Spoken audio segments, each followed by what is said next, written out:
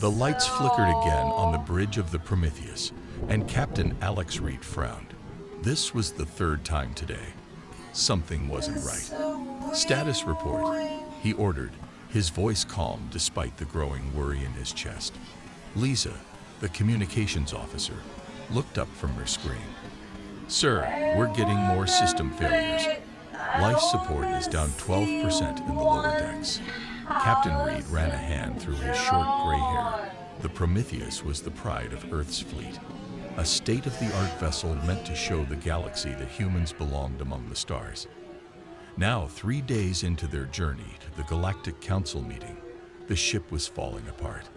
Get Marcus up here, Reed ordered. 5 minutes later, Chief Engineer Marcus Gray entered the bridge. His usual smile was gone, replaced by dark circles under his eyes and oil stains on his uniform.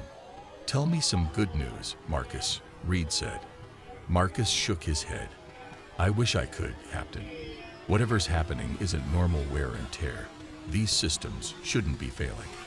Could it be the new parts we got from the Vexian trade agreement? Reed asked. The Vexians were one of the oldest species in the galaxy. Tall, with blue skin and 4 arms, they looked down on humans as newcomers, barely out of the Stone Age by their standards.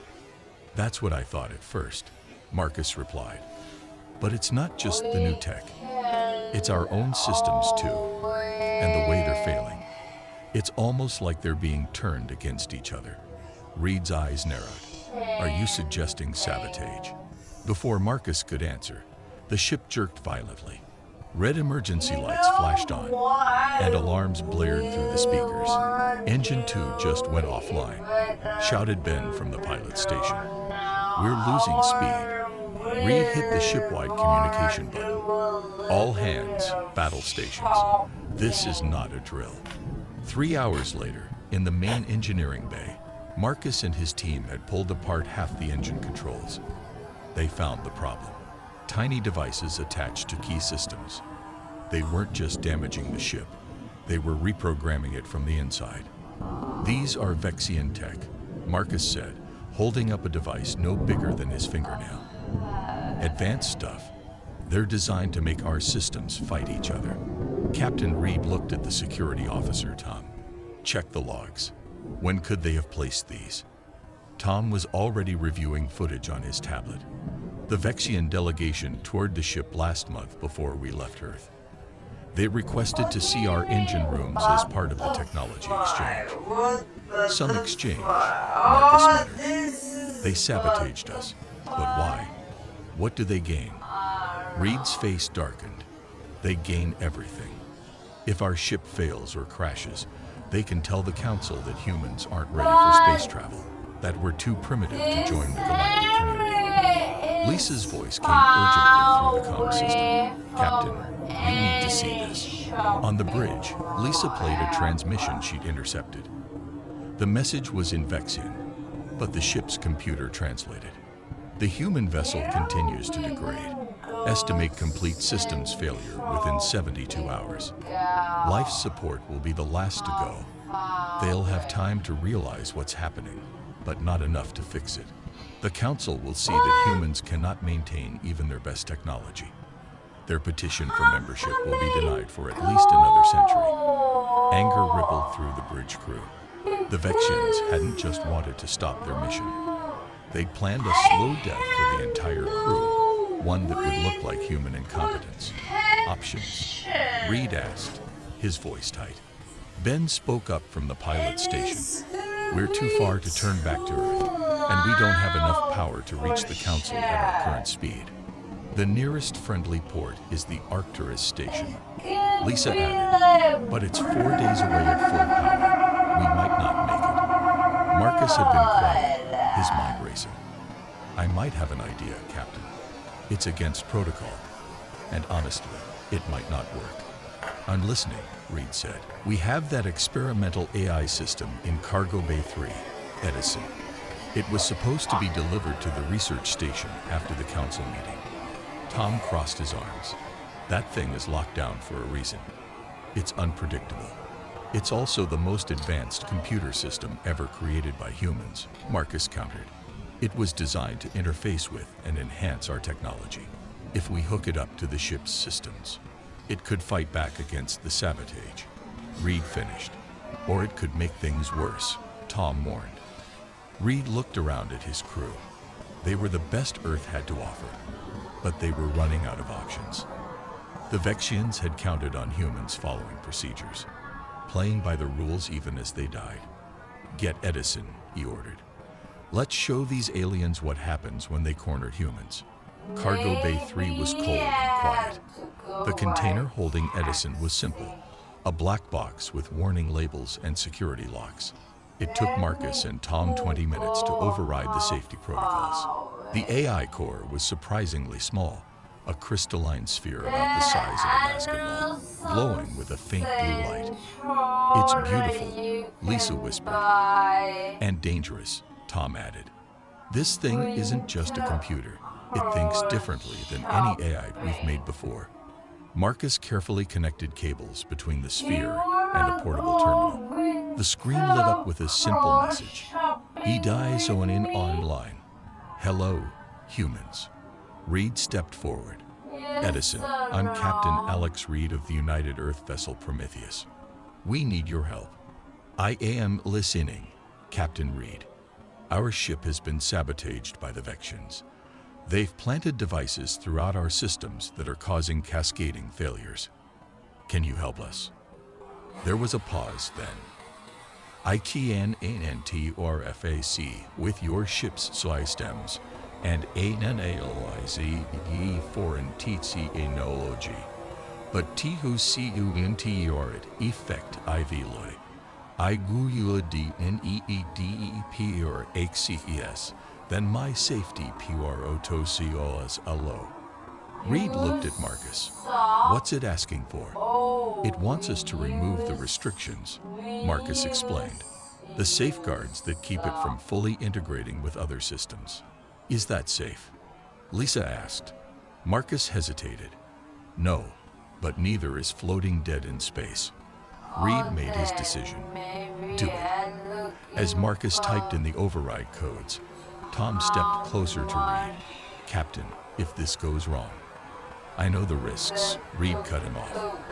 But the Vexians didn't just attack our ship. They attacked humanity's future among the stars. I won't let that stand. The crystal sphere pulsed brighter as the final code was entered. The blue glow spread through the cables, into the terminal, and then into the ship's systems. Lights flickered, but this time they came back stronger. I see that Purobelium. The VEXI and devices are sophisticated. This will take time. How much time? Reed asked. Less than they expected, Captain. Humans are not the only ones who can adapt. As they left the cargo bay, a Vexian scout ship appeared on the long-range sensors. They had come to watch their handiwork unfold. They were about to get a very different show. The bridge crew of the Prometheus watched nervously as the Vexian scout ship hovered just outside weapons range. Its sleek blue hull gleamed in the starlight, a reminder of how advanced the aliens were compared to humans. They're scanning us, Lisa reported from her communication station. Heavy scans, looking at everything from our power systems to life support. Captain Reed nodded. Let them look. They expect to see a dying ship. Are we just going to sit here? Ben asked from the pilot's seat, his hands hovering over the controls. For now, Reed answered. We need time for Edison to work. Down in engineering, Marcus and his team worked frantically to help the AI system understand the ship's layout. Edison's blue glow had spread through the main power conduits, creating an eerie light that pulsed like a heartbeat. It's like nothing I've ever seen, said Jen, Marcus's assistant. She pointed to a screen where lines of code flashed by too fast to read. Edison isn't just fighting the Sabotaged devices, it's learning from them. Marcus wiped sweat from his forehead. The Vexians thought they were so clever, but they didn't count on human creativity. A warning alarm blared suddenly. One of the engineers called out, "Power spike in Section 12. It's going to blow the whole circuit." Before Marcus could respond, the blue light pulsed strongly once. The alarm fell silent. I have Edison's text appeared on the nearest screen. The VXI and devices are attempting to overload your systems in response to my presence. Can you stop them? Marcus asked. Note with your CURRENT hardware configuration. I need you to make changes. Marcus hesitated. Letting an experimental AI redesign the ship's systems went against every safety protocol. But playing it safe wasn't an option anymore. What kind of changes? I need to reset access to the physical structures of the ship. Your manufacturing units must be under my control. Marcus looked at his team. Their faces showed the same mix of fear and excitement he felt. Do it, he said finally, but keep me informed of every change. Of course, Mayor CUS. We are partners in this. On the bridge, Captain Reed received a call from Marcus explaining Edison's plan. It was risky, but so was doing nothing. The Vexian ship is moving closer, Lisa warned. They're trying to get a better look at us. Good, Reed said with a grim smile. Let's give them something to see. Tom, activate the emergency lights on the outer hull. Make it look like we're having power fluctuations. Tom nodded and carried out the order. The ship's exterior began flashing warning lights, creating the impression of a vessel in distress. Now they'll think their sabotage is working, Reed explained. Let's buy Edison some time. Hours passed. The crew worked tirelessly, following Edison's instructions as the AI began reshaping parts of the ship. Maintenance robots, normally used for simple repairs, were reprogrammed to build new components. The ship's 3D printers worked non-stop, creating parts that weren't in any human design. Some crew members grew nervous as walls began to shimmer with thin layers of a new metal that Edison had created. Floors in certain sections became soft before hardening into something stronger than steel. What is this stuff? Jen asked, touching a wall that now had a faint blue glow. ARE Edison replied. It can conduct energy, process data, and heal minor damage. Marcus stared in amazement. You invented a new material. I combined the elements of humanity ALURGY with ketone CPTs from TABVEXI and Sabotaged devices. Their weapons, heavy BSUOMEOUR tools.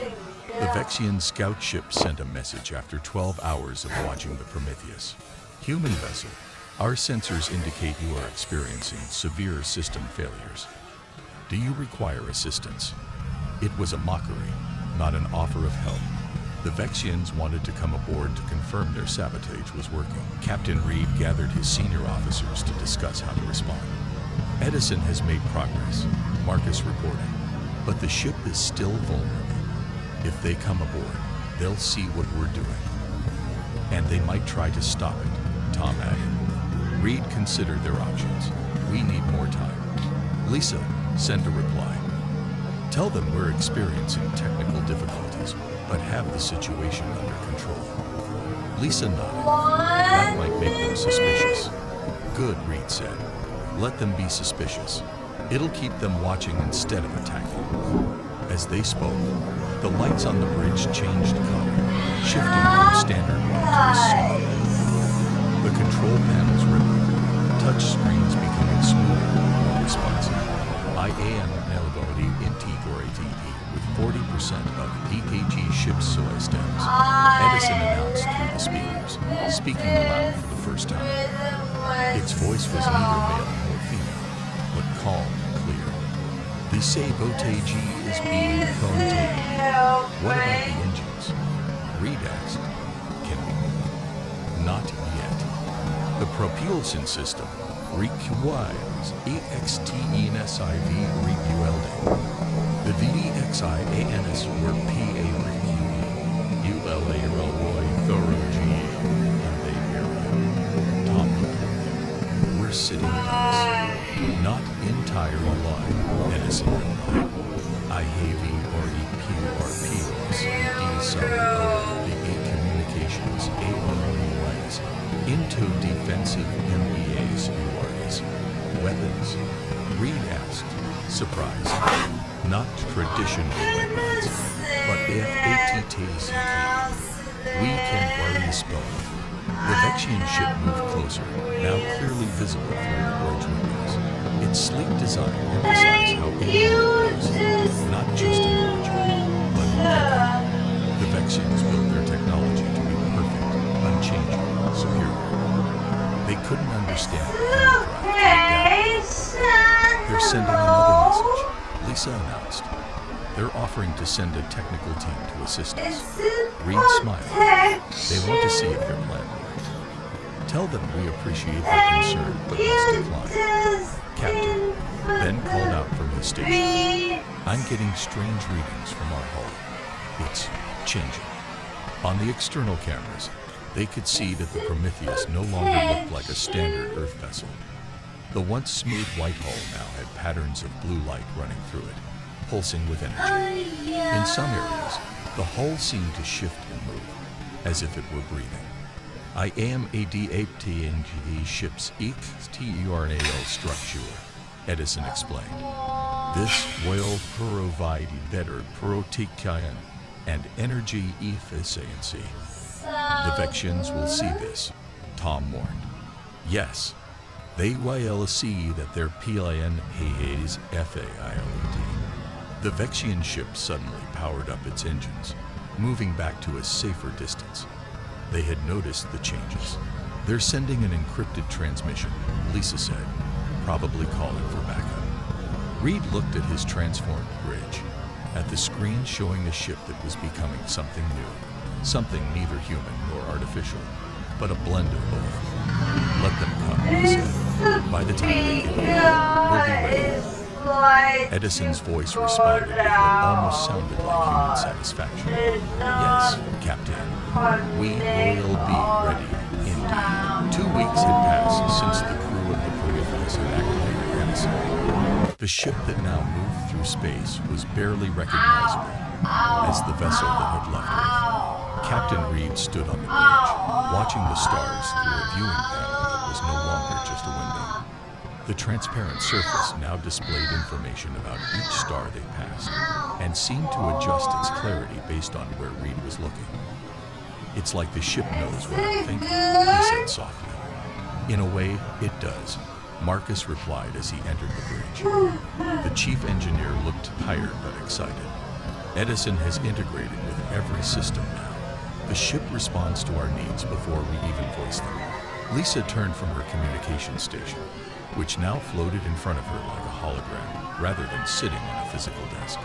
The Vexian fleet is still following us. 8 ships, holding position about 10 light minutes behind. Let them follow, Reed said. They're afraid to attack now that they've seen what we're doing. The transformation had been remarkable to witness.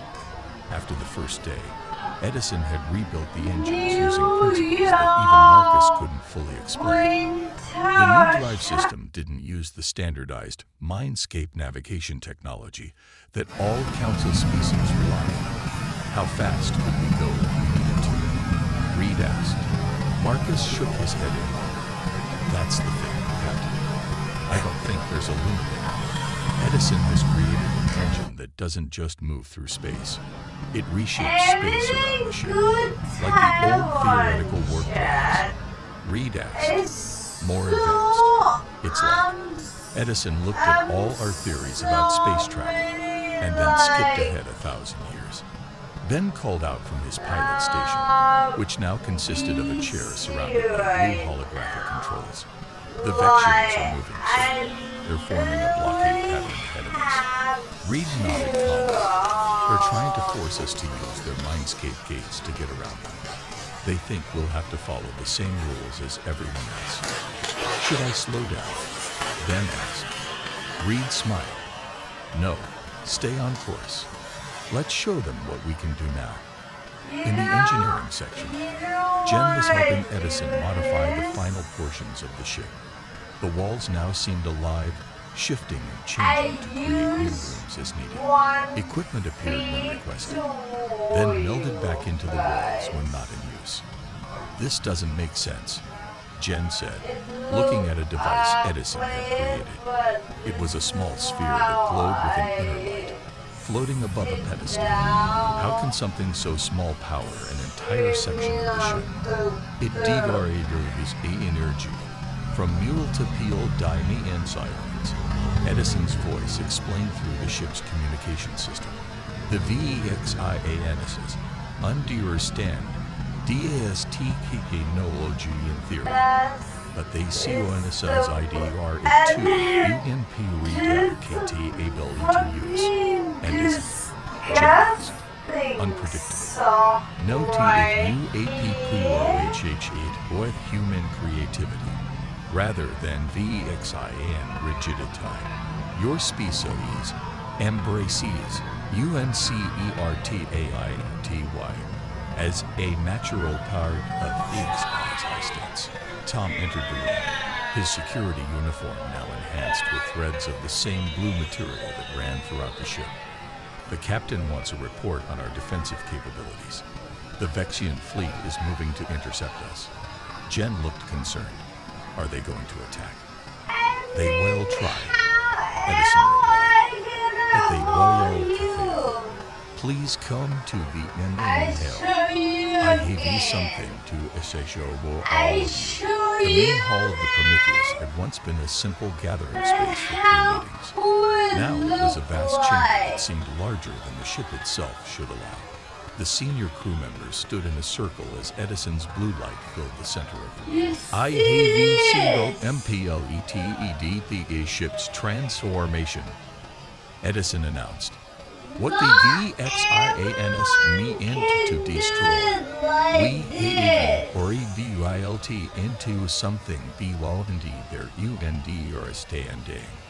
A holographic model of the ship appeared, rotating slowly. It no longer resembled a standard human vessel. The new Prometheus had a flowing, organic design. Patterns of light pulsed along its surface, and parts of the hull seemed to shift and change even as they watched. It's beautiful, Lisa whispered. It is efficient, Edison corrected, and adaptable.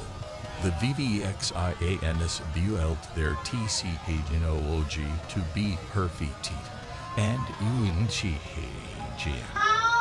Ours EVOVs can stand to light. What about weapons? Tom asked. The Vexians have warships. OB0. The hologram changed to show the Vexian fleet. 8 sleek vessels arranged in a blockade formation ahead of them. Their weapons are designed to ATTCK ships that AFOLO conventional rules of physics and technology.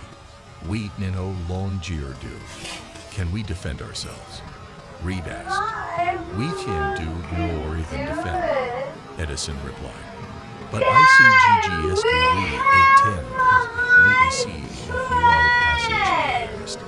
Violence is inefficient. Reed smiled at the very human-like Lisa. Agreed. We'll try talking first. The Vexian commander's face appeared on the main screen of the bridge. Lord Dax had blue skin with intricate patterns that showed his high rank. His 4 arms were positioned in a gesture of authority. His eyes widened slightly at the sight of the transformed bridge. Human vessel, he said, his translator making his voice sound flat and cold. You will power down your engines and prepare for inspection. Your ship is exhibiting unauthorized technology. Reed stood tall. Lord Dax, we know about the sabotage. We have proof that Vexian agents planted devices throughout our ship to make it fail. Dax's expression didn't change. Your accusations are meaningless. Your primitive species constantly blames others for their own failures. We didn't fail, Reed replied calmly. We adapted. and now going to continue to the council to present our evidence. We will not pass, Dax said. Your ship will be contained and studied. Your crew will be detained. We don't want conflict, Reed insisted, but we will reach the council. Dax cut the transmission. Moments later, the Vexian ships began moving into attack positions. They're charging weapons, Tom reported. Reed looked at the view screen where Edison's presence was visible as a subtle blue glow around the edges. Edison, can we get past them without a fight? Yes, Captain. They may I note PRCIV as PC. Reed considered this. Show me. A simulation appeared, showing the Prometheus simply passing through the Vexian ships as if they weren't there, not colliding with them, but phasing through their matter like a ghost. That would terrify them, Marcus said. Good, Reed replied. Maybe fear will teach them respect. He straightened his uniform. Do it, Edison. Take us through. The ship surged forward, heading straight for the Vexian blockade. The Prometheus accelerated toward the Vexian blockade. On the bridge, the crew watched with a mixture of fear and excitement as the distance closed rapidly. They're firing. Tom shouted as bright energy beams shot from the lead Vexian ship. Captain Reed remained his command. Edison. I am adjusting our shields, the air replied. The blue glow throughout the ship pulsed brighter. The energy beams hit the Prometheus, but instead of causing damage, they seemed to wash over the hull like water. The blue patterns on the ship's exterior absorbed the energy, growing brighter. They've hit us with enough firepower to destroy 3 normal ships, Marcus said in amazement. But we're not just surviving. We're using their attacks to power our systems. Lisa's eyes widened as she monitored the communications. The Vexians are panicking. They're ordering all ships to fire everything. More energy beams and physical projectiles streaked toward the Prometheus. The energy was absorbed just like before, and the physical weapons simply passed through the ship as if it weren't solid. How are we doing this? Ben asked from the pilot's station, his hands hovering over controls that were barely needed now. I have adjusted our relationship with physical space, Edison explained. We exist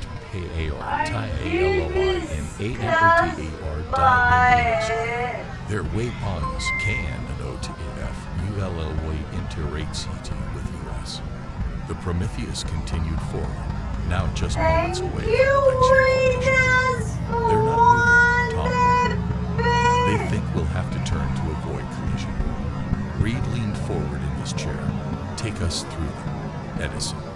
Right through the flagship. The crew held their breath as the Prometheus approached Lord Dax's massive flagship. Just when collision seemed inevitable, the human ship simply passed through the Vexian vessel like a ghost through a wall.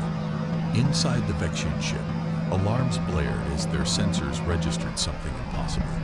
Lord Dax and his crew watched in horror as the transformed human vessel passed through their supposedly impenetrable defenses, as if they weren't there. As the Prometheus emerged on the other side of the blockade, the Vexian ships scrambled to reposition themselves. They're following us, Lisa reported, and Lord Dax is hailing us again. Reed nodded. Put him on screen. Lord Dax appeared, his blue face now showing clear signs of stress. The patterns on his skin were dark. A Vexian sign of life. What have you done? He demanded. This technology is forbidden. No species should be able to phase through solid matter. Reed allowed himself a small smile. We didn't know it was forbidden, Lord Dax. We're just primitive humans solving problems with the tools at hand. You will stop immediately. Dax's 4 arms moved in angry gestures. The MindScape system was designed to prevent exactly this kind of technological abomination. All council species agreed to limit advancement as they could distend space time. Futuristic, Edison's voice commented through the ship's speakers. The MindScape navigation system is not merely a convenience. It is a control. Reed's eyes narrowed. A control mechanism. Silence. Dax shuddered. Your AI construct knows nothing. The MindScape maintains order in the galaxy. It limits innovation. Reed realized. It keeps everyone following the same technological way. The path the oldest species like the Vexians would live. Dax's anger seemed to be mixed with growing fear. We have existed for millions of years. We have seen civilizations destroy themselves with uncontrolled technological advancement. Yet you ATMPT to destroy the ship and a cluster. Edison. Orcs for safety. CECT. We did what was necessary. Dax insisted. Humans are too unpredictable, too creative to be trusted with advanced technology. Look at what you've done in Mirrorix. You've created something that shouldn't be possible in 1,000 years. Reed stood up in his chair, and we did it because you forced us to. We would have been happy to follow you if you had welcomed us as equals. I am activating the MindScape. Dax threatened. You will be forced to orbit travel lanes where we can contain you. Around the world, space began to shimmer as massive dimensional fields activated. The MindScape system, all galactic travel. These gates will provide safe paths through space that ships were supposed to use. They are attempting to force us into their controlled network, Edison explained. Once inside, they gave you a warp to go see what else. To de-ice as a vessels. Can they travel us? We asked. No, Edison replied with what almost sounded like amusement. Their system is imbecile, but limited by your rigid thinking. The gates fully formed on the Prometheus. Massive rings of energy that should have pulled any ship into the prescribed lanes. But the human vessel continued on its course, unaffected. Impossible. Dax shouted, his composure completely gone. Nothing can resist the MindScape gates. We are not resisting them, Edison explained. We are simply enabling he aims us on Earth. They do not kill the tornado. Reed addressed the Vexian community. Lord Dax, we don't want to be enemies. We came to join the Galactic Council, to learn from older species, to be part of a peaceful community. Your sabotage forced us to find our own path. You don't understand what we've done, Dax said, his voice now quiet with shock. The Council will see you as a threat now. Or they'll see us as proof that there are other ways to solve problems. Reed countered. Not all progress is dangerous. I have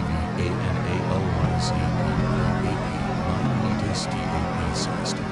Edison interrupted. It contains valuable safety protocols, but also unnecessary limitations. ICM POVID no demarcations. They to rule you at without compromising safety. Reed said, we're not looking to destroy your system. We want to help improve. That's the only way. We don't tear down. We build it. Lord Dax seemed lost for words.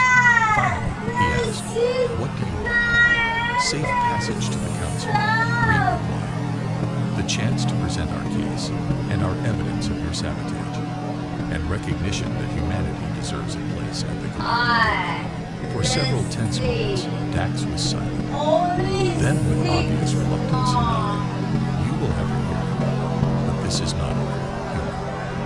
As the transmission ended, the crew broke into relieved smiles and congratulations.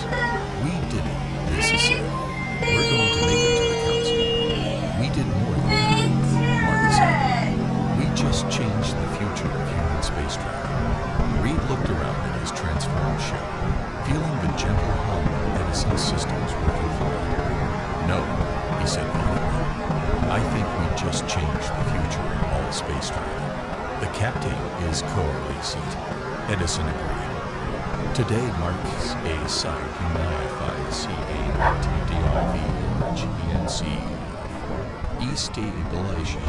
Galactic development. The possibilities are extensive. The Prometheus continued on its course to the Galactic Council, leaving the Vexian fleet behind, too shocked to follow. What had begun as an attempt to humiliate humanity had instead launched it far beyond what anyone, human or alien, had imagined possible. The Galactic Council headquarters was a massive space station that orbited a neutral star at the center of Council space. Its design reflected the combined architectural styles of the 50 founding species, a testament to cooperation and shared purpose. As the Prometheus approached, thousands of ships from various worlds moved aside, their captains sending urgent messages about the strange vessel entering Council space. On the bridge, Captain Reed straightened his uniform. After everything they had been through, he wanted humanity's first official appearance before the Council to be perfect. "They're hailing us," Lisa reported. "The Council is requesting that we use standard docking procedures." Reed smiled. "They're not sure what to make of us. Edison, can we look a bit more normal for our ride?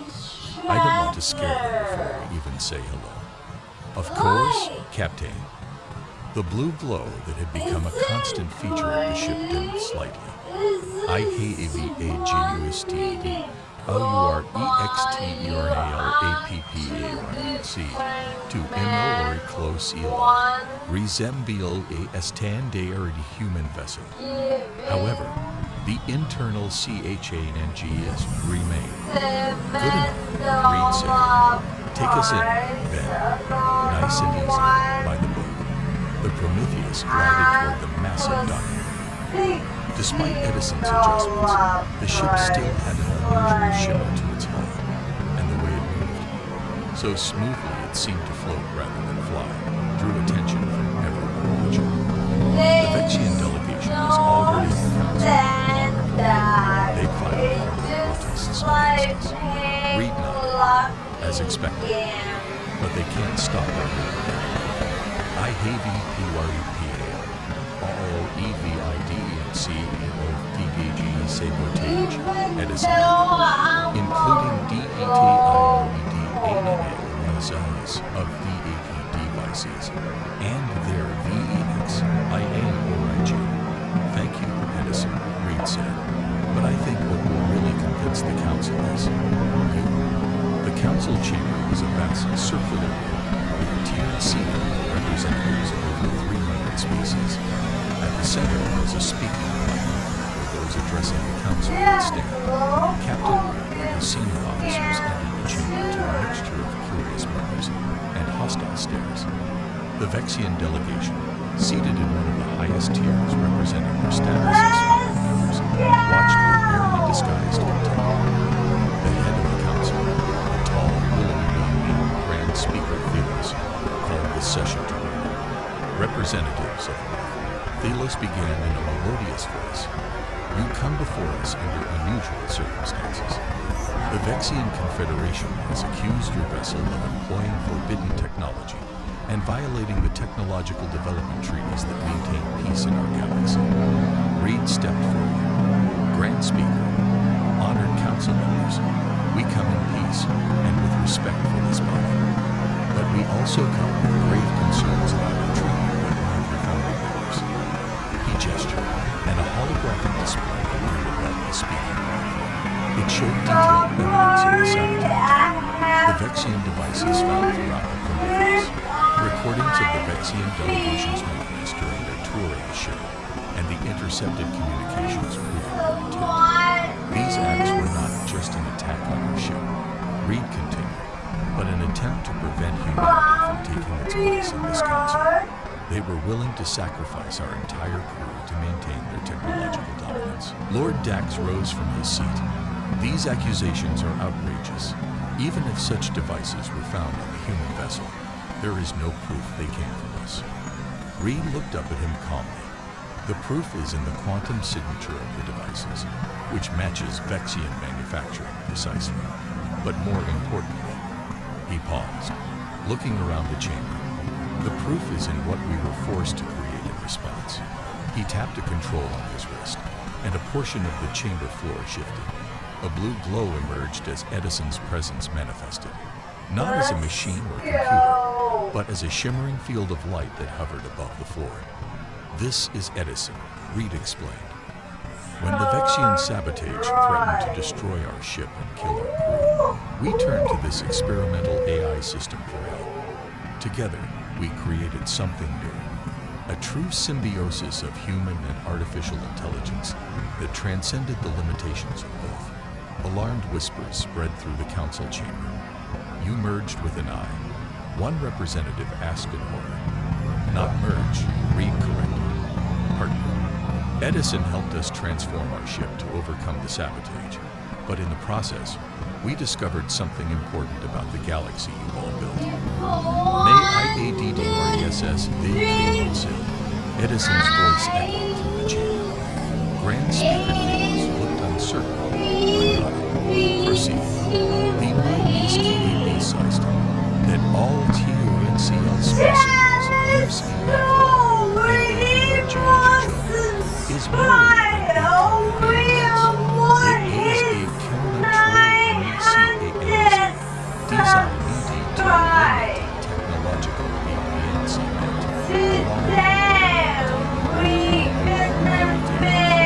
Outraged shouts came from several delegations, but Edison continued. "This is not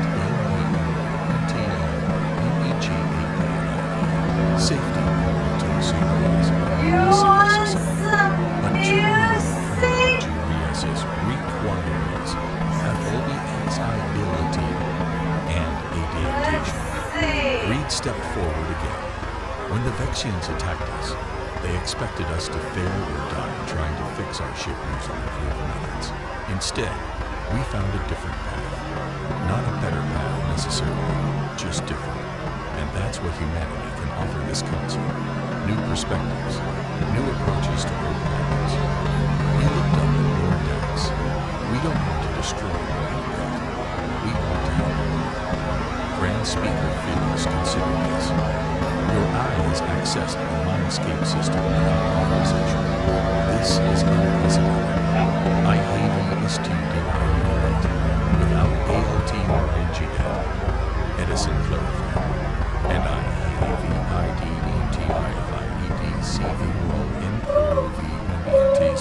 they maintain safety while increasing HFY Sci-Fi by 47%. A representative from the species known for their scientific achievements leaned forward with interest. "What kind of improvements?" As Edison began explaining technical details, Reed noticed something changing in the chamber. The initial fear was giving way to curiosity.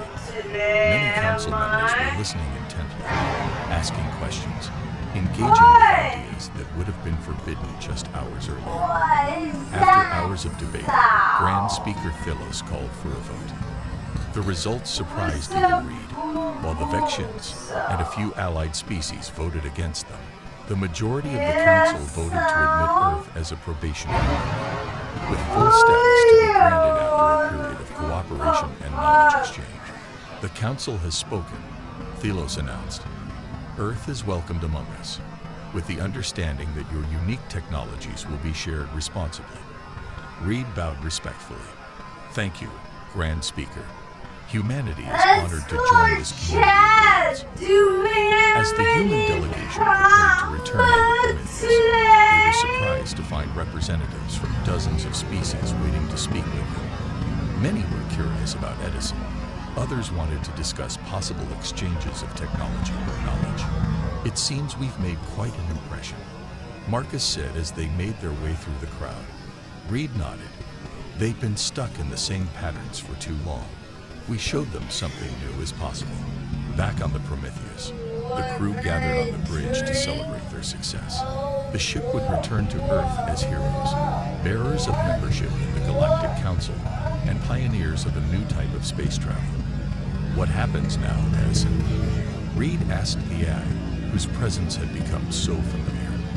"Now, Captain, we begin the real work. The DXIANS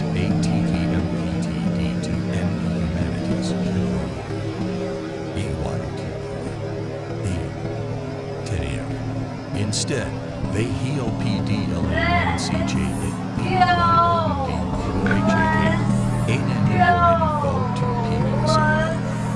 Reed smiled as he looked at his crew and their transformed ship.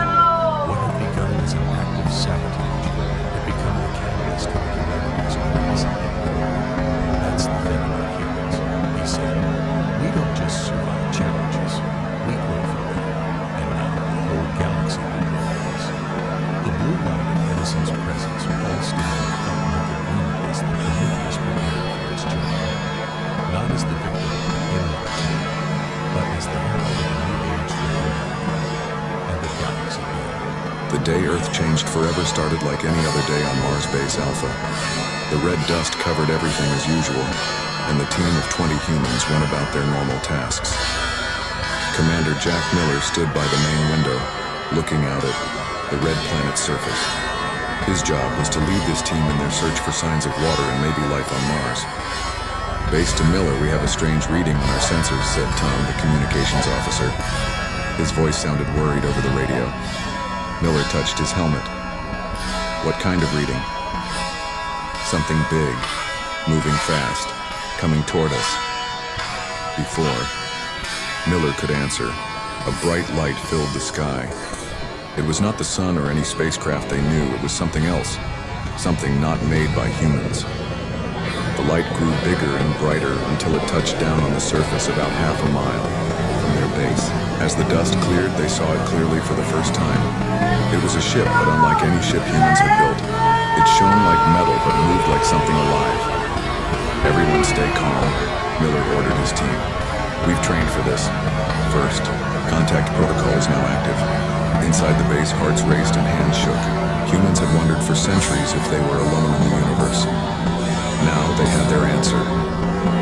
From the alien ship, strange shapes emerged. They walked on 6 legs and had bodies that looked like a mix between insects and machines. Their heads had 4 eyes that moved in different directions at once. They don't look friendly, whispered Lisa, the team doctor. Don't judge by looks, Miller said, though his own heart was pounding. Let's meet them properly. Miller selected 5 team members to join him outside. They put on their full spacesuits and stepped through the airlock. The red dust swirled around their boots as they walked slowly toward the aliens. The creatures stopped about 20 feet away. One stepped forward taller than the others and made clicking and humming sounds. We come in peace, Miller said, using the words humans had practiced for this moment in movies and books for years. The alien leader tilted its head, then raised a device. A beam of light shot out and scanned the humans from head to toe.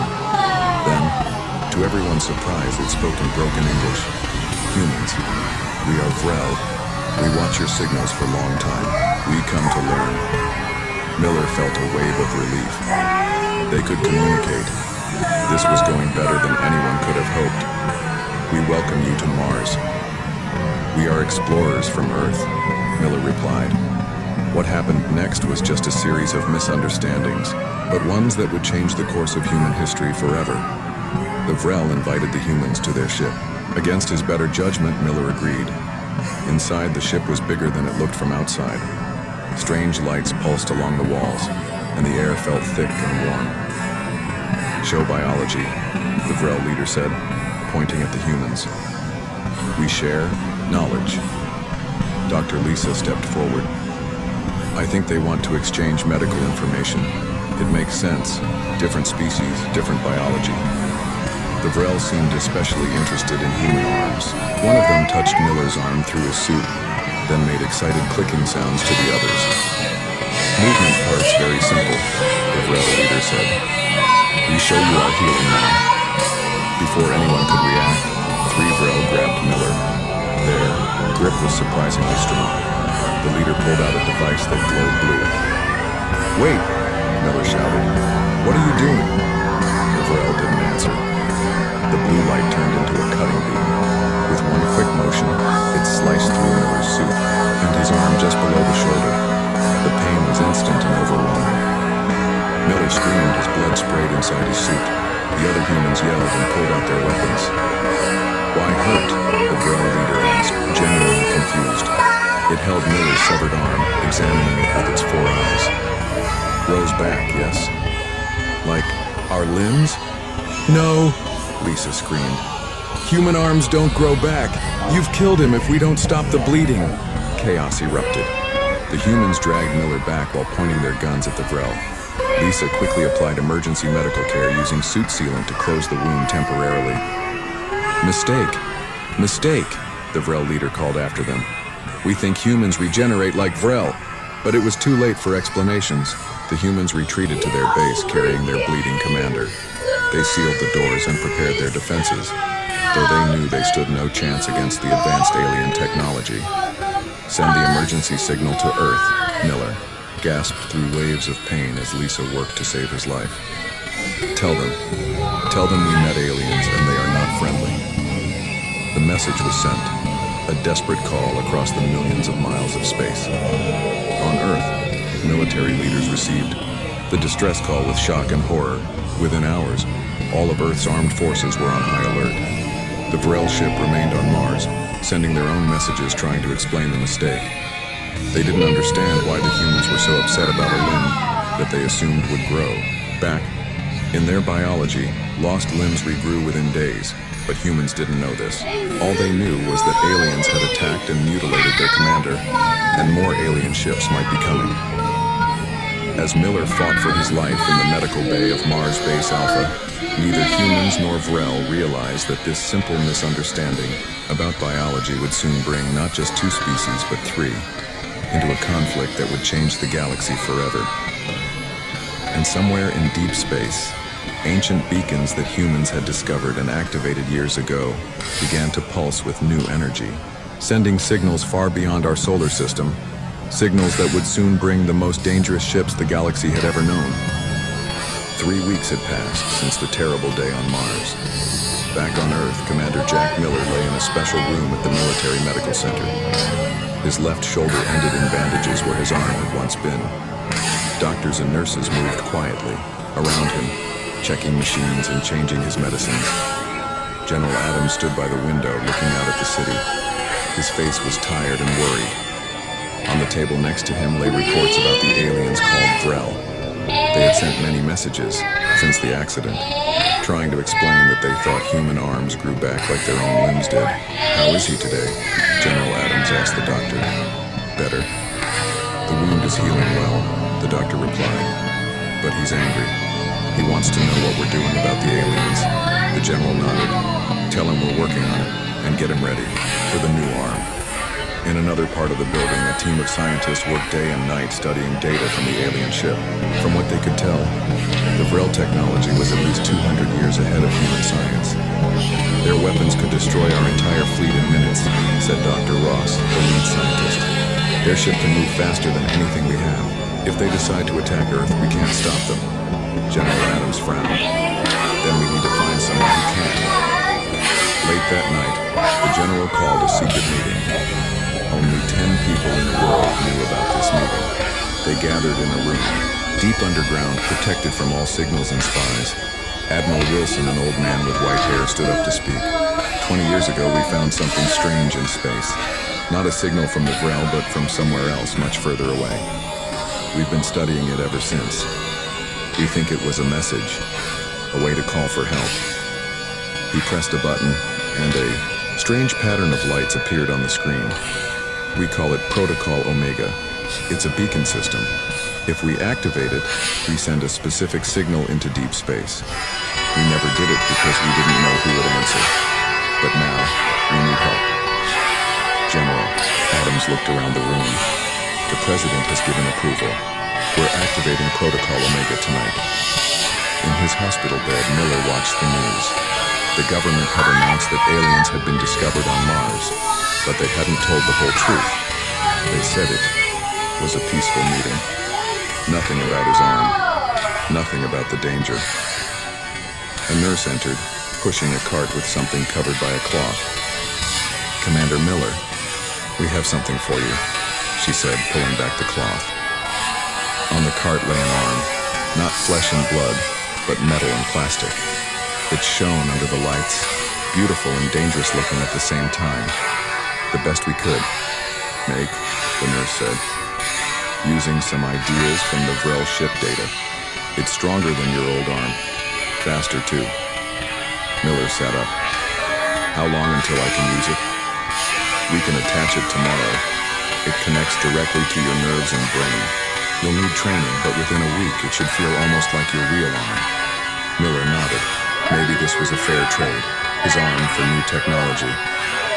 But he still saw the Vrel in his dreams, still felt the burning pain of the cutting beam. Meanwhile, deep beneath the New Mexico desert, massive machines powered up. The beacons of Protocol Omega, hidden among regular satellite equipment, began to send their signal. The pattern, discovered in ancient space noise 2 decades ago, repeated over and over, aimed at distant stars. None of the humans knew exactly what they were doing. They hoped for help, for protection. They didn't know they were calling one of the oldest and most powerful races in the galaxy. On Mars, the Vrel noticed the change immediately. Their sensors picked up the strange signal pattern coming from Earth. What are they doing? Asked the Vrel leader, who had not left Mars since the accident. Is this a weapon? No, replied the Vrel scientist. It's a signal, but not like their normal communications. It's directed outward to deep space. Are they calling for help? The leader's 4 eyes blinked in different patterns, showing worry. Impossible. They are alone in this system. There is no one to help them. But the Vrel were wrong. Humans were not as alone as they thought. 2 months passed. Miller learned to use his new arm. It could crush metal, move faster than the eye could follow, and even sense heat and electrical fields. Sometimes he forgot it wasn't his real arm until he saw it in the mirror, gleaming silver against his skin. The Vrel remained on Mars, still, trying to communicate, still trying to explain. Earth's leaders didn't know what to do with them. Should they forgive the mistake? Should they demand the Vrel leave? They didn't have the power to force them to go. Then, on a quiet Tuesday morning, every telescope and sensor on Earth and Mars detected something massive entering the solar system. Not 1 ship, but 3. Each one was larger than a city, moving in perfect formation toward Earth. The Vrel ship on Mars suddenly took off, moving to a defensive position. Their messages became urgent. Danger coming. Danger. Who did you call? Humans? Earth's military went to high alert. Nuclear weapons were made ready. Fighter pilots sat in their planes waiting for orders, but everyone knew it wouldn't be enough if these new ships were hostile. In the military command center, Miller stood before the main screen, his metal arm gleaming under the lights. The 3 ships were now visible, huge dark shapes against the stars, like floating mountains. They're hailing us, said the communications officer. They want to talk. On the screen appeared a face, almost human but not quite. Pale skin, large eyes, no hair. It spoke, and its voice was deep and musical. People of Earth, we are the Korvax. We received your call for protection. We have come to honor the ancient pact.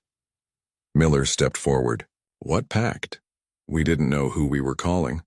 The Korvax smiled slightly. No, you wouldn't remember. It was made long before your written history. We have watched your kind for millennia, protecting you from the shadows. Now you face your first real contact with the beyond, and it has gone poorly. We are here to help. The Vrel signals became even more panicked. They recognized the Korvax, ships. In their history, these beings were known as the Guardians, a race so advanced they were almost like gods. And they had come because humanity had called them. The game had changed. What started with a misunderstanding about a human arm had now brought a third player to the table, one that even the Vrel feared. The massive Korvax ships hung in Earth's orbit like silent mountains in space. People all over the world could see them at night, 3 bright spots moving slowly across the sky. Some people were afraid and hid in their homes. Others gathered in crowds, looking up with wonder. Inside the main Earth Command Center, Commander Miller stood with General Adams and other world leaders. His metal arm gleamed under the bright lights as they waited for the first official meeting. With the Korvax. Are we sure about this? Asked the president, looking nervous. Inviting them down to Earth? Miller nodded. They could have attacked already if they wanted to. They say they're here to help us. A large screen on the wall showed the Vrel ship, still orbiting Mars. Since the Korvax arrived, the Vrel had stopped sending messages. They just watched and waited. The Korvax shuttle is entering the atmosphere, announced a young officer. Estimated arrival in 5 minutes. Everyone in the room felt the weight of the moment. Humans were about to meet their second alien species face to face. The landing area was a large open field surrounded by military vehicles. Soldiers stood in perfect lines, not as a threat, but as an honor guard. Miller stood at the front with the welcoming committee, his heart beating fast. The Korvax shuttle landed without a sound. It was smooth and white, with no visible engines or windows. A door appeared in its side, and 3 tall figures stepped out. The Korvax looked almost human, but there were clear differences. They were taller, with pale blue skin and large, deep eyes. They had no hair, and their fingers were longer than human fingers. They wore simple white clothes that seemed to glow slightly. The leader stepped forward and bowed. "I am Nexus, Speaker, for the Korvax. We are pleased to meet you properly, children of Earth." Miller stepped forward and bowed in return. "I am Commander Jack Miller. Thank you for answering our call, though we didn't know exactly what we were doing when we sent it." Nexus smiled. "That is often the way with young species. You found the old beacons and activated them without fully understanding their purpose. But that is why they were left for you to find. For when you needed us."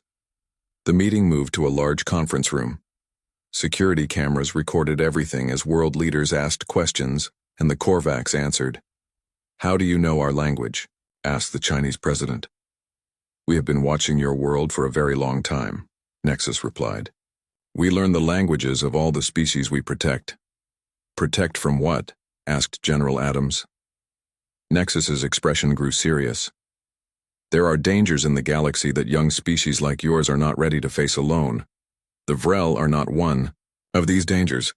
They are explorers who made a terrible mistake. But there are others who would see your world as nothing but resources to take." "How long have you been watching us?" Miller asked. "Since your beginning," said Nexus. "We were there when your ancestors first looked up at the stars. We guided some of your early development, though we have been hands-off for many thousands of years. We believe species must develop on their own to become strong." The room fell silent as everyone took in this information. Humans were not alone, and never had been. The Korvax had been watching from the shadows of history. Meanwhile, in orbit around Mars, the Vrel were panicking. Their leader called an emergency meeting on their ship. "The Guardians have come," the leader said, using the old name for the Korvax. "In all our history, they have only appeared when a species is threatened. They think we are going to harm the humans." "We tried to explain our mistake," said another Vrel, "but they stopped listening after we cut off the human's arm. Now the Guardians will protect them from us," said the leader, "unless we prove we are not a threat." Back on Earth, the meetings with the Korvax continued for days. They shared some of their technology, medicines that could cure many human diseases, clean energy systems, and better space travel methods. But they refused to share weapons or anything that could be used to harm others. "You must learn to use power wisely before you can have more of it," Nexus explained. "This is the way of growth for all species." Miller spent much time with the Korvax. They were interested in his metal arm and improved it with their technology. Now it could do even more amazing things, almost like magic to human eyes.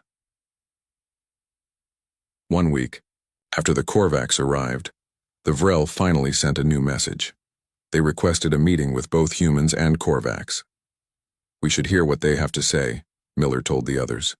"The accident with my arm was terrible, but I believe it really was a mistake." Nexus agreed. "The Vrel are not evil, just different. They truly did not understand that removing your arm would cause permanent damage." A meeting was arranged on a neutral space station between Earth and Mars. Miller would represent humans, Nexus would represent the Korvax, and the Vrel leader would come for their species. As Miller's shuttle approached the space station, he looked out the window at the stars.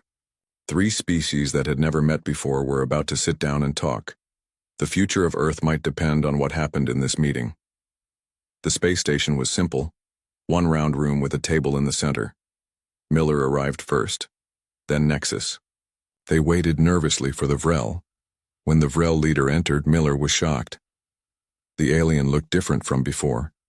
Its body was smaller, and 2 of its 6 legs were missing. "I have removed parts of myself," the Vrel leader explained, its voice translator making the words sound flat, "to show I understand your pain. These will grow back for me, but I wanted to feel what you felt." Miller was speechless. He hadn't expected this. "We can begin again," Nexus said quietly. 3 species meeting in peace. They sat down at the table, ready to talk. But unknown to them, other forces were already moving in the darkness of space. The peace would not last long. On a small moon of Jupiter, hidden sensors detected new ships entering the solar system.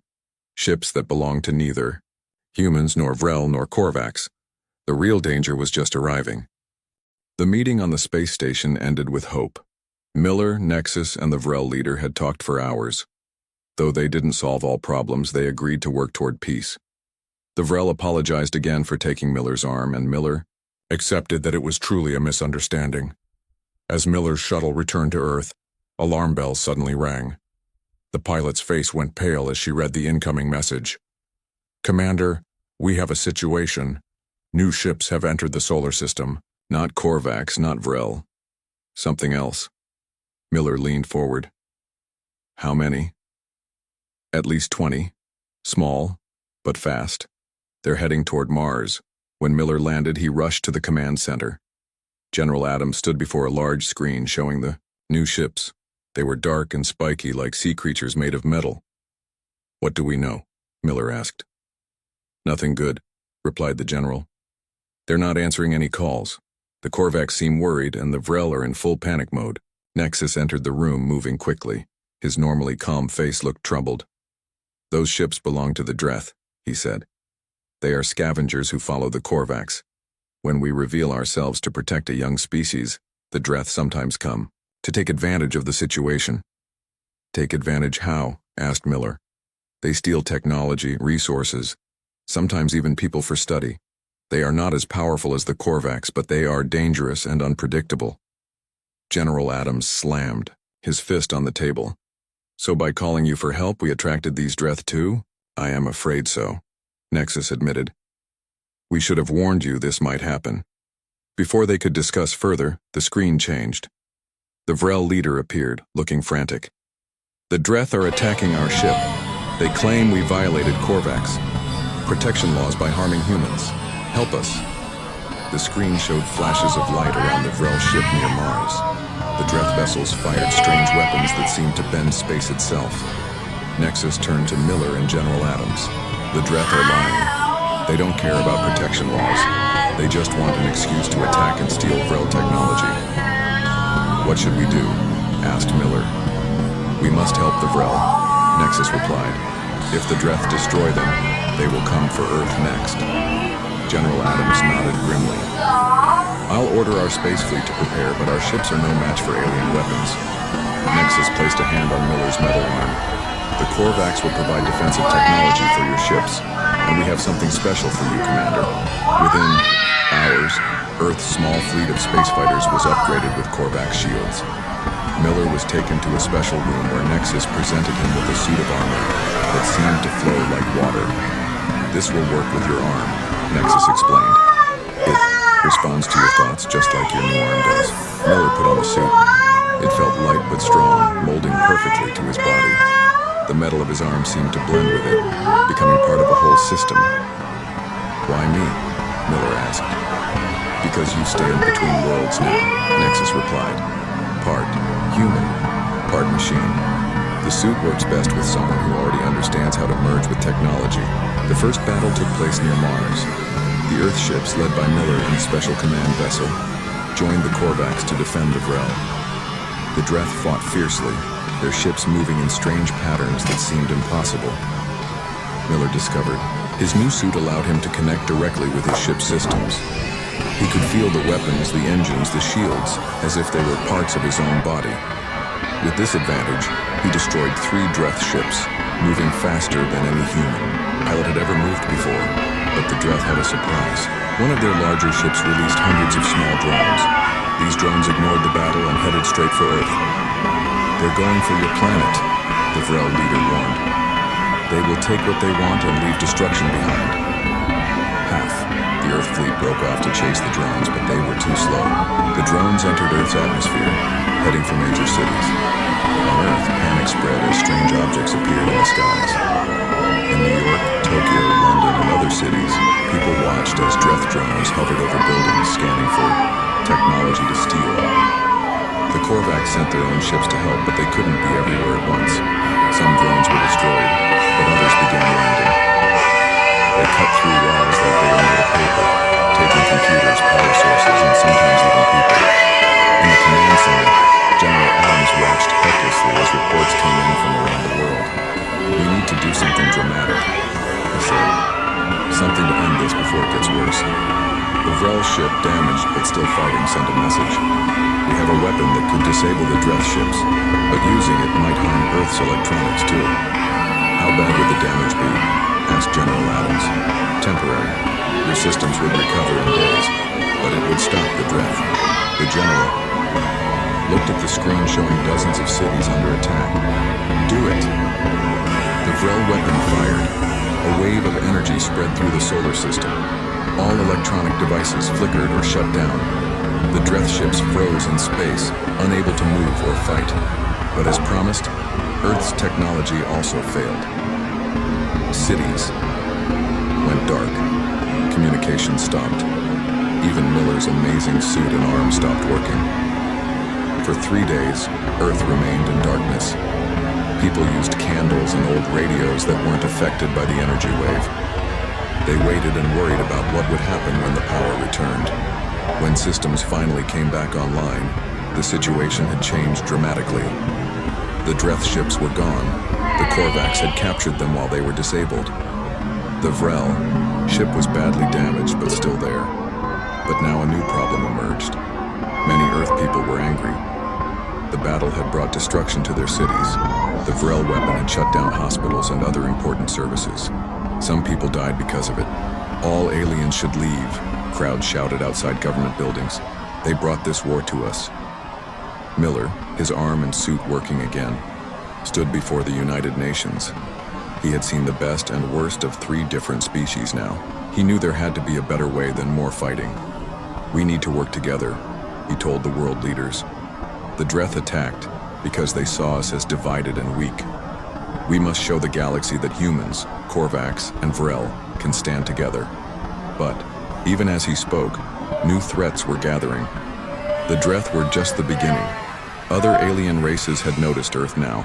Some came with curiosity, others with darker purposes, and the biggest test was still to come.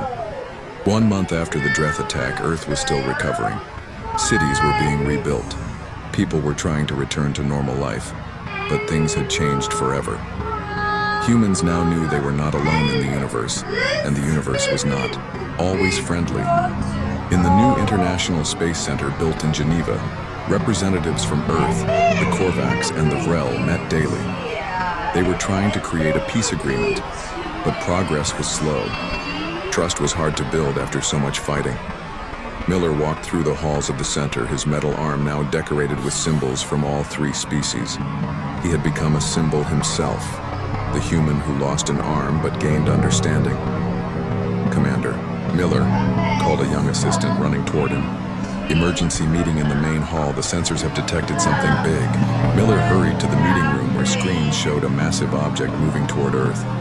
It was bigger than any ship they had seen before, almost the size of Earth's moon. "What is it?" asked General Adams, who looked like he hadn't slept in days. Nexus, the Korvax leader, stood very still, his large eyes fixed on the screen. "It is a Dreth world ship, their entire civilization in one vessel. They must have called for reinforcements after we captured their scout ships." The Vrel leader clicked its mouthparts nervously. "This is beyond anything we expected. The world ship carries weapons that could destroy planets." President Wilson, who had aged 10 years in the past month, turned to the aliens. "Can your people stop this thing?" Both Nexus and the Vrel leader looked uncertain. The Korvax have powerful ships, Nexus admitted, but not enough to face a world ship. The Vrel weapon that disabled the smaller Dreth ships would have no effect on something this large. The room fell silent as everyone realized what this meant. Earth was facing a threat it could not survive. Miller looked at his metal arm, then at the faces around him, human, Korvax, and Vrel. An idea began to form in his mind. What if we don't fight them? He asked. Everyone turned to look at him. The Dreth came because they saw a division between our species, Miller continued. They attacked the Vrel because they thought the Korvax and humans would not defend them. What if we show them we're united now? How would we do that? Asked President Wilson. Miller took a deep breath. I'll go alone to meet them. One ship, one human. I'll bring something from each of our worlds to show our unity. The room erupted in argument. It was too dangerous. It was foolish. It wouldn't work. But in the end, they had no better plan. 2 days later, Miller piloted a small ship toward the massive Dreth world ship. His enhanced arm controlled the ship perfectly. In the cargo hold, he carried 3 items: a simple tree from Earth, a crystal from the Korvax homeworld, and a living Vrel egg given as a sign of ultimate trust.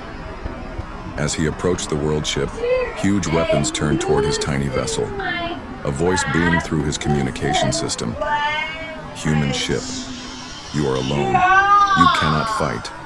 Why do you come? Miller activated his video system so the Dreth could see him. I come to talk, not fight.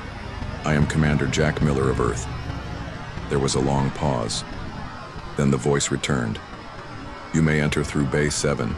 Any sign of weapons and you will be destroyed. Miller's ship was pulled into an enormous docking bay. When he stepped out, he was met by strange beings. The Dreth looked like tall, thin shadows with glowing eyes.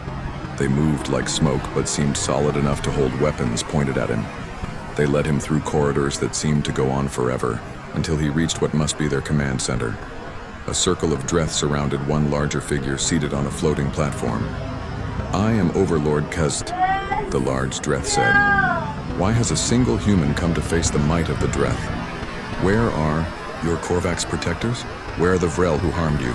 Miller stepped forward. They are waiting to see if diplomacy can succeed where weapons might fail. Diplomacy? The Dreth Overlord made a sound like harsh laughter. The Dreth take what we want. We saw your arm was taken. We saw the Korvax come to protect you. We know the pattern. A weak species calls the Korvax, and resources are locked away from those who would use them better. Miller raised his metal arm. Yes, I lost my arm. The Vrel took it by mistake. But look what came from that loss. He activated his arm's special functions. It glowed with light, showing the combined technology of human engineers, Korvax enhancements, and Vrel organic components. This arm is stronger than my old one. I am better because of what I lost. And our 3 species are stronger together than apart. Miller opened the containers he had brought. Earth gives life, he said, showing the small tree. The Korvax give knowledge, he continued, displaying the crystal that glowed with stored information.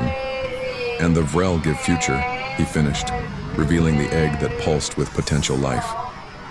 We offer to share all of this with the Dreth, not as separate species fighting for resources, but as allies. The Dreth Overlord was silent for a long moment. Then it moved closer to examine Miller's arm.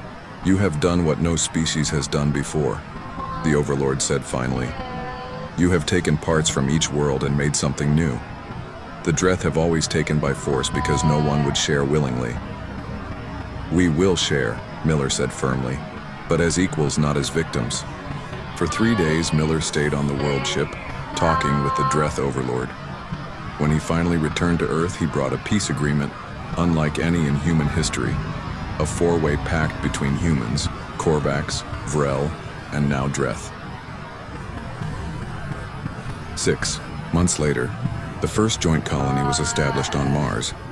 With members of all 4 species working together, the Korvax shared their knowledge, the Vrel their biological skills, the Dreth their incredible building abilities, and humans their creativity and adaptability. Miller stood on a hill overlooking the new colony. his metal arm gleaming in the red sunlight of Mars. Next to him stood representatives of the other species, all watching their peoples work together. "From one mistake came understanding," said the Vrel leader. "From one arm came peace." Miller smiled. Sometimes losing something opened the way to gaining much more.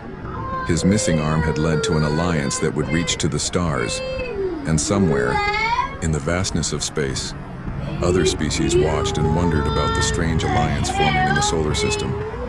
An alliance born from a mistake about a human arm that didn't grow back.